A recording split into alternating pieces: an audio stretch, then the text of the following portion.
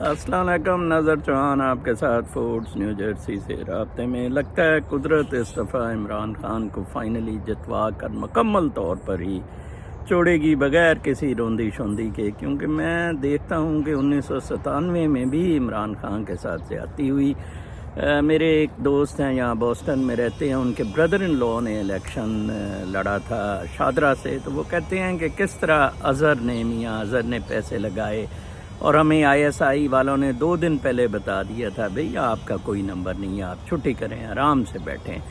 تو لہٰذا یہ بہت بڑی بدماشی ہے۔ اور پھر اس کے بعد 2002 میں مشرف نے عمران خان کو وزیر اعظم بننے کا بھی کہا، عمران خان نہیں مانا۔ پھر 2008 میں ان دونوں نے مل کے جماعتوں نے بھوربن ڈیکلیریشن اور عمران خان کے ساتھ زیادتی کی۔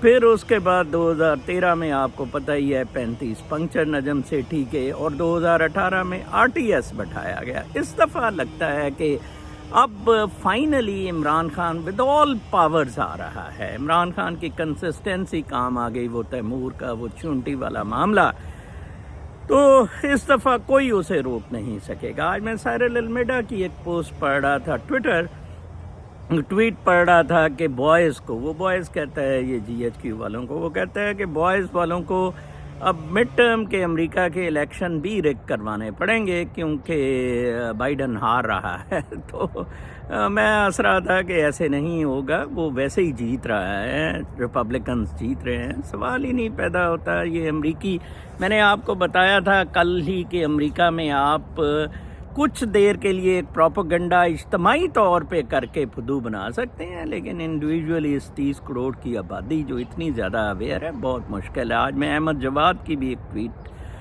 دیکھ رہا تھا، جو ڈیجیٹل ان کا کنگ ہے بڑا، پہلے PTI میں پھر PMLN میں، اب واپس آ گیا ہے۔ تو اس نے کہا کہ 12 کروڑ کے قریب سٹیزن جرنلسٹ ہیں پاکستان میں، جن میں 10 لاکھ ہر مہینے تعداد کا اضافہ ہو رہا ہے۔ ان کو کنٹرول کرنا جناب صاحب بہت مشکل ہے۔ وہ ٹینجیبل ٹرمز میں ریزلٹس دیکھتے ہیں، ایسے نہیں ہوتا ہے۔ تو لہٰذا یہ for students of politics elections امریکہ میں first Tuesday following first Monday of November ہوتے ہیں، تو وہ 8 کو بن رہی ہے۔ تو 8 کو بہت سارے گورنر کے، کانگریس کے ممبرز کے اور سینیٹرز کے الیکشن ہو رہے ہیں، جس میں کہ ریپبلکن سرٹنلی ایلون مسک نے تازہ ٹویٹر سے ٹرمپ کا وہ جو جیل ہے یا قید ہے وہ بھی بند کی ہے، ختم کی ہے۔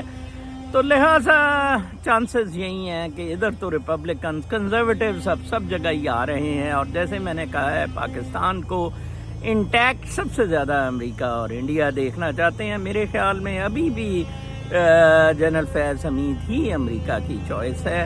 بہرکیف اس پہ آنے والے دنوں میں پتہ لگے گا۔ کچھ لوگ انڈیکیٹ کر رہے ہیں شمشاد کا اور ساحر کا، بہت مشکل ہے، کیونکہ امریکہ کے لیے جو بندہ ڈیلیور کر سکے وہ کر سکتا ہے، اینڈ آئی تھنک فیض حمید کر سکتا ہے۔ ان کو پتہ ہے کہ جس طرح کا، اور پلس عمران خان کو بھی اگر کنٹرول رکھنا ہوا تو وہ فیض حمید ہی کنٹرول رکھ سکے گا۔ اپنا بہت خیال رکھیں۔ اگلے ویلاگ تک کے لیے اجازت، اللہ نگہبان۔